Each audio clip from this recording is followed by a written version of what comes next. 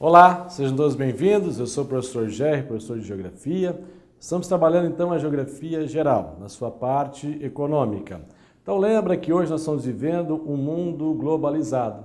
E essa globalização se deu principalmente da passagem do mundo que era bipolar para o mundo agora, portanto, multipolar. Ou seja, de uma velha ordem mundial para uma nova ordem mundial.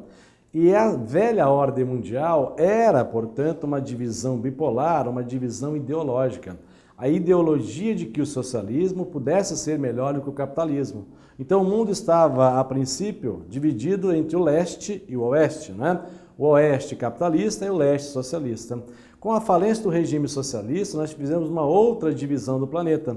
Agora, um conflito entre o norte e o sul. O norte mais rico e o sul mais pobre, ou seja, o critério da divisão não é mais ideológico, é um critério econômico. E qual seria, portanto, a característica marcante, grande dessa fase que nós estamos chamando de nova ordem mundial? É isso, a formação de blocos econômicos, já que o critério para dividir e classificar as nações passa a ser um critério econômico também. Então nós vamos trabalhar hoje a formação dos blocos econômicos. Lembrando, blocos econômicos é característica marcante da nova ordem mundial, que se estabeleceu a partir da década de 90 com a falência do regime socialista. Vamos lá então? Lembrando que as ciências humanas trabalham muito com conceitos, né? Então, blocos econômicos, o que seria? Uma área privilegiada, uma área, portanto, que preferencialmente eu faço negócio com você, né? De reduções de tarifas. Lembra que tarifa é um bloqueio, é uma barreira, é um protecionismo contra a entrada de um produto em um outro país. Então as barreiras podem ser tarifárias, podem ser alfandegárias, fitossanitárias, né? Então, a redução das tarifas diminui, portanto, o seu protecionismo para que você possa vender e, por extensão, comprar mais produtos também. É aumento das relações comerciais. Então, pergunta a seguinte, para que serve um bloco econômico? Para aumentar as relações comerciais entre os países membros, que fazem parte dessa área privilegiada de redução de tarifas. Então, você diminuiu o seu protecionismo para fomentar mercado, aumentar as relações comerciais, não é? E lembra, então, que a formação dos blocos está dentro de quem? Da nova ordem mundial. E a nova, em substituição da velha, é a década de 90. Então, na década de 90, vai acontecer uma proliferação, uma expansão dos blocos econômicos, uma consolidação dessa lógica, dessa estrutura comercial que passa a ser cada vez mais e mais global. Então, na década de 90, nós temos alguns exemplos de bloco, né, que surgiram. Por exemplo, nós temos em 1991, vai surgir o bloco nosso, né, o Mercosul, através do Tratado de Assunção. Então, nós temos aqui a formação do Mercosul. Depois, em 1992, nós temos quem? Lá no Tratado de Maastricht, nós temos, portanto, a consolidação do que você vai, né, ouvir falar de União Europeia. Então, nós temos aqui a União Europeia, 1992. Eu sei que esse bloco, né, começou anteriormente, mas como o nome de União Europeia se consolida em 92, depois da queda do Muro de Berlim. Em 1993, né? Embora o tratado tenha sido assinado em 92, só que foi em dezembro de 92, iniciou de fato em 93, que é um cara chamado de NAFTA. Então, meus amigos, essa proliferação, essa expansão da formação de blocos econômicos, essa estrutura comercial que se estabelece, ela é típica da nova ordem mundial. E, de novo, a nova ordem mundial, iniciada principalmente a partir da década de 90, com a falência do regime socialista, né? Como a globalização é um processo em curso, a formação de blocos econômicos também é um processo em curso. Por isso que os blocos econômicos apresentam, portanto, as suas fases, né? Então nós temos aqui as fases, que também pode ser chamado de etapas. Então nós temos as fases ou as etapas da formação de um bloco econômico. Então nessa primeira fase, o que nós temos? Um nível, né? Que nós chamamos de nível zero. Professor, peraí, nível zero portanto, o jeito mais simples, é uma fase embrionária para a formação e consolidação de um bloco econômico, para que haja uma interação maior entre os países membros. Então, o que seria esse nível zero? Esse nível zero seria uma zona de preferência tarifária. Uma zona de preferência tarifária, como é que é isso? Também pode aparecer na prova como esse cara aqui, ó, ZPT.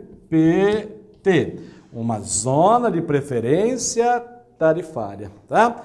Isso quer dizer o seguinte, que preferencialmente eu faço comércio com você e essa preferência permite que eu reduza as tarifas para você preferencialmente. Então nós vamos escolher entre vários países algum que se aproxime mais da minha realidade, onde eu possa aumentar as relações comerciais. Por exemplo, os BRICS começaram com uma zona de preferência tarifária, ou seja, os participantes daquele agrupamento, daquelas relações comerciais, vão ter preferencialmente as tarifas reduzidas. Então, a zona de preferência tarifária, ZPT, significa o quê?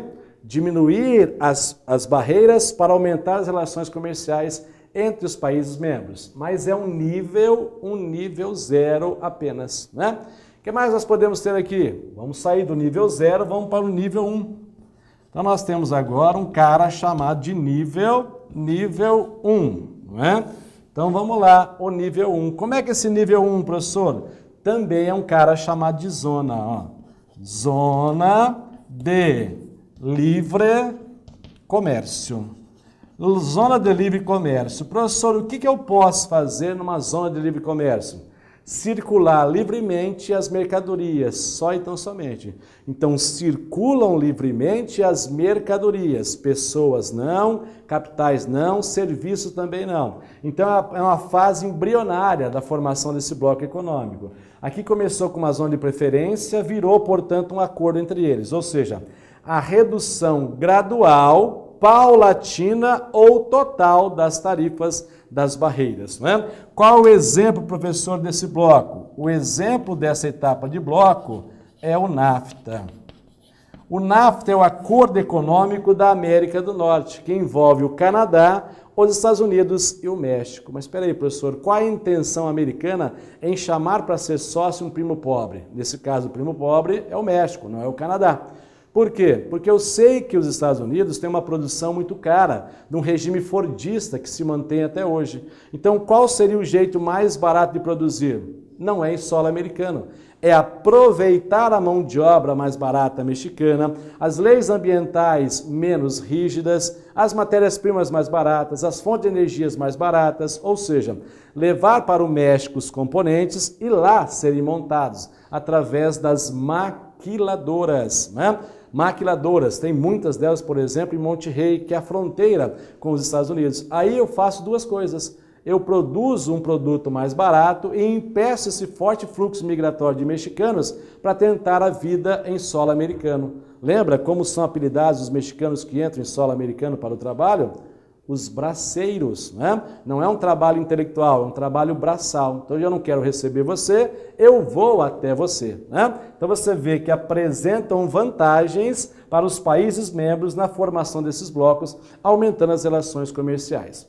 Nós temos, então, o nível 0, que não é bloco econômico, é apenas uma zona de preferência tarifária. O bloco, de fato, começa aqui, tá? Que é a primeira evolução de bloco, a zona de livre comércio. Só circulam mercadorias. O exemplo hoje no mundo é o NAFTA, formado então, vou até colocar para vocês aqui, ó, formado então pelo Canadá, Canadá, formado pelo México e formado pelos Estados Unidos. Né? Poderia colocar os americanos aqui e o México ali embaixo. Você vê, o que eles têm em comum? A vizinhança. Então, normalmente os blocos se formavam pela vizinhança, por isso são chamadas áreas de preferência. Né? Muito bem, vamos evoluindo então na forma de bloco? O tempo vai passando, os países, portanto, vão se juntando, vão aumentando as relações comerciais e tem que aumentar também os acordos essas relações comerciais. Aí nós partimos agora para um nível, né? O chamado nível 2. Qual seria, portanto, o nível 2 da formação dos blocos econômicos? O nível 2 seria uma união. Seria uma união aduaneira. Uma união aduaneira. Professor, o que é uma união aduaneira? A união aduaneira é a padronização das tarifas, né? Padronização das tarifas alfandegárias, para que não haja uma triangulação. Professor, o que é uma triangulação? Por exemplo, o Brasil.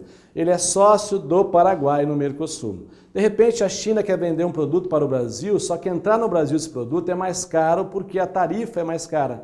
A tarifa paraguaia podia ser mais barata, então ele entraria pelo Paraguai para atingir o mercado brasileiro. Faria uma triangulação. Para impedir a triangulação, uma união aduaneira vai padronizar as tarifas. Então, na união aduaneira, meu amigo, o que nós temos? Nós temos um cara chamado de TEC. Professor, quem que é a TEC? A TEC é esse cara aqui, ó, a tarifa externa comum.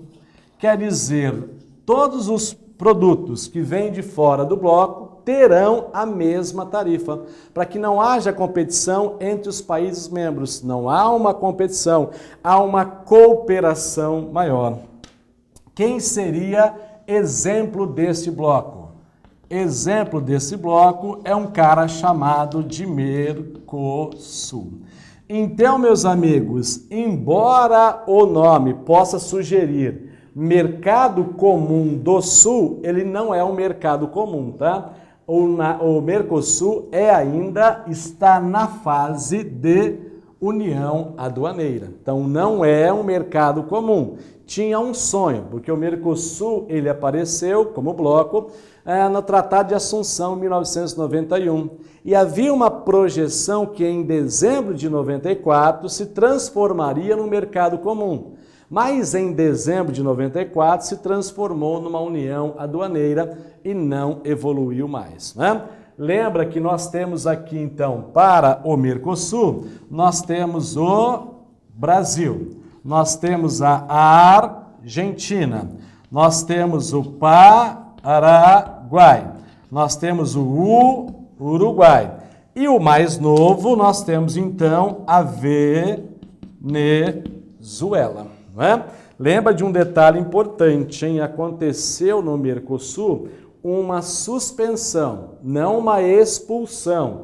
O Paraguai foi suspenso do Mercosul em 2013, quando aconteceu um impeachment do seu presidente, o Fernando Lugo. Ele foi impeachmentado em apenas 48 horas. Então, muita gente julgou que o impeachment do Paraguai, na verdade, tinha sido um golpe. E eu não posso, portanto, admitir um golpe nesse bloco, porque eu tenho um tratado também a vencer, o Tratado de Ushuaia.